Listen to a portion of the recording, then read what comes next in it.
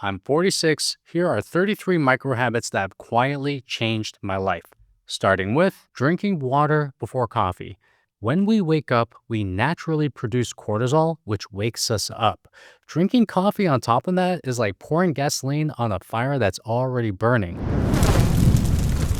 Also, we have gone around 7 to 8 hours without water, meaning we are dehydrated. So we don't need to mainline caffeine. We need water. Number 2, brushing and flossing my teeth in the shower. Something you may not know about me is I dealt with pretty bad dental issues in my 20s and 30s, and I've been making up for it ever since I hit my 40s. One of the problems was I wasn't flossing. So to make it easy on me, I decided to do flossing with a water pick inside of my shower, and it's been a game changer. And also, I've been brushing my teeth in there, and it's dramatically improved my dental health. I find that when I stack these habits on top of something I'm already doing, it makes it easier to complete. Number 3 is wearing blue light blockers 1 to 2 hours before going to bed. Now, I've talked about this before, but this helps me block the blue light, which in turn helps me improve the quality of my sleep. Number 4, when the sun goes down, in our house, we dim the lights, and this simulates a calming down effect. And also, you don't want to be exposing your eyes or your family's eyes to bright light, especially at night, because that is going to prevent you and your family from having a great night of sleep. Number 5 is using an Under-the-Desk Treadmill to write, watch videos, and to do meetings. And this helps me get my steps in while I'm doing work. Number 6 is bar hangs between my work sessions. This allows me to decompress my spine, improves my posture, my shoulder health, and also my grip strength. And along with bar hangs, I do number 7, which is Asian squats. I do this right after I do my bar hangs. I drop down, I do the Asian squat for a minute, as it allows me to improve my mobility in my spine, my ankles, my hips, and my groin. Number 8. After I eat a meal, I make sure I'm getting some form of movement, either a 15 to 20 minute walk, or if I can't do that, it's going to be 10 bodyweight squats. I find that doing this helps me improve my blood sugar levels, my energy levels, and also my digestion. And just make sure it's light movement. You don't want to do a workout that is going to strain you, because if you do something too intense, you might throw up afterwards, and don't ask me how I know this. Number 9, each day I give a genuine compliment to my wife. And this one little habit alone has greatly improved the quality of our relationship. On one hand, it makes her feel more appreciated, and also it puts me in a state of gratitude for all the things that she does. Number 10, this is for coffee drinkers.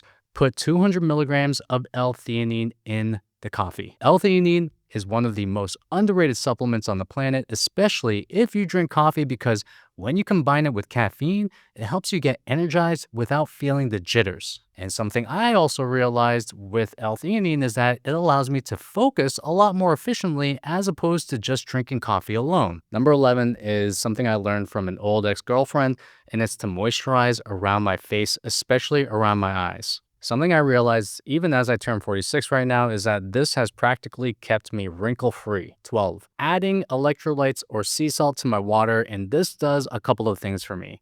It improves my mineral intake, and it also helps me hydrate my body.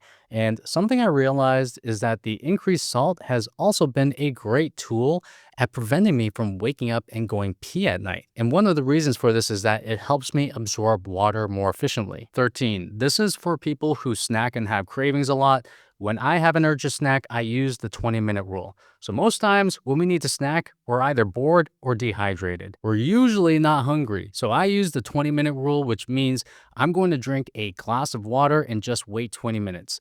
During those 20 minutes, I'm going to keep myself busy. And if I'm still hungry after those 20 minutes, I'm going to go and eat. But usually I forget about eating and those cravings disappear. 14. Before doing a task, I write or say an intention. Before doing the script, I set the intention to be able to communicate these ideas as clearly as possible so I can help you change your life. Doing this helps me point my mind in the direction of where I want to go. 15. Along the same lines, I carry with me a little totem. Let me share it with you. I attach this totem to a mantra, and for me, that is focus.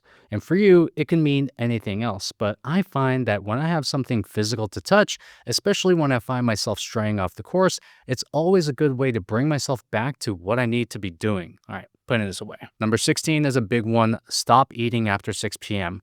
This does a couple of things. It helps me set a hard boundary for my last meal, preventing me from nighttime snacking. It also helps me improve my sleep quality because eating before bed can ruin your sleep.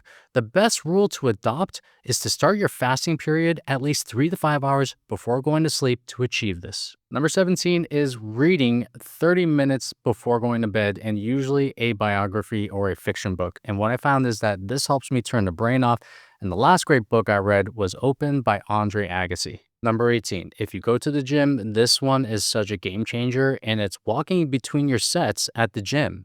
I find that I recover faster, and it also helps me add a couple thousand steps in an hour session at the gym. Low key, one of the most underrated things that you can do. 19. Another thing I do when I'm at the gym is I don't bring my phone with me. Instead, I use an Apple Watch or I use a physical journal to track my workouts. And I find that this helps me keep focused on the workout, and usually it helps me avoid the useless scrolling that happens between sets. Number 20. When I do an exercise, I actually count down from my intended reps instead of counting up. And I find that the mind hates an open loop. And what you usually find is that people will stop before they get to their target number of reps just because the mind gives up before the body does. So this helps me complete more sets at my desired rep target every single time. Number 21 is a simple one. It's called the 2-minute rule. If it takes 2 minutes, just take care of it. This can be answering an email or picking something up off the floor. Less than 2 minutes, just do it. Your life will become better. Number 22 is for desk workers, and it's the couch stretch. I do this between my work sessions because sitting for long periods can shorten the hip flexors. 30 seconds of this exercise can reverse that. Number 23, I talked about this on this video right over here. It's taking 10 to 15 grams of creatine per day. This helps me recover while also providing a slight boost in cognitive performance. And you can check out the video in the description below. 24 is wearing mouth tape to sleep. This has drastically improved the quality of my sleep and also has helped me turn from a mouth breather to a nasal breather. Mouth breather? Yeah, you know, a dumb person. Number 25 is always paying off my credit card every single time.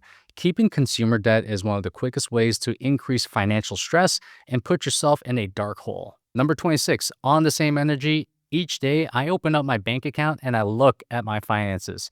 I track them. I find this helps me stay on top of where my money is going and where it's coming from. And also, in some roundabout way, it actually helps me make more money because what you measure is what you manage. Number 27, charging my phone in a completely separate room, especially when sleeping. This helps me avoid reaching for it in the morning, and I don't want to start my days with a main line of dopamine upon waking. Number 28 is weighing myself every morning. This is what I call a basic health KPI, which is a key performance indicator, and this is especially for people who have struggled with weight. As said before, what you measure is what you manage, and something I find by weighing myself every morning is it helps me stay on top of my weight, making sure it doesn't get too high. Also, the amount of times that I've stepped on it is a form of exposure therapy. I don't get emotional like a lot of people do when I step on a scale and I don't see a number that I like. I have thousands of data points that tell me what the real story is. Number 29. Each day, I write down 3 tasks that are going to move me and my business forward, and all I do each day is just focus on those 3 tasks. This is called the Ivy Lee method, and if you do this and implement this in your life, you will be way farther than 95% of people who are just procrastinating, overthinking, and not taking action. Number 30, each day, no matter how hot, how cold, how rainy, it doesn't matter. I try to get out and get at least 20 minutes of time in nature. I find that this is one of the best ways to keep myself mentally healthy, and also the science supports this as well. Number 31, between work sessions, I do 60-second micro meditations. I do these to prevent task switching and multitasking. I also do this to enable me to stack a lot of micro meditations in the day. And something I've found with these micro meditations is that they do add up, they do compound to greater mindfulness over the course of time. Number 32 is gratitude. And all I do is I just say thank you. Whenever I find myself anxious or worrying excessively about the future, I shift my focus to the things I'm grateful for. This helps me put things in perspective and also trains me to have a more appreciative attitude towards everyday life. And number 33 is less of a habit and more of a philosophy. When I'm doing business, I move fast, but when I'm doing life, I'm trying to take it slow. This has been hard for me, but taking your time with life, I find, is the best way to live it. You don't have to be in a rush. You don't have to go from one place to another. And this is especially true for high achievers who always need to be on the go and always need to be doing something. Now, you may be wondering, do I actually do all of these? And the answer is yes. I have collected these habits over the course of 46 years. And if any of these caught your eye, just do one of them for 21 days straight and see what happens. Habits have a compounding effect on your life.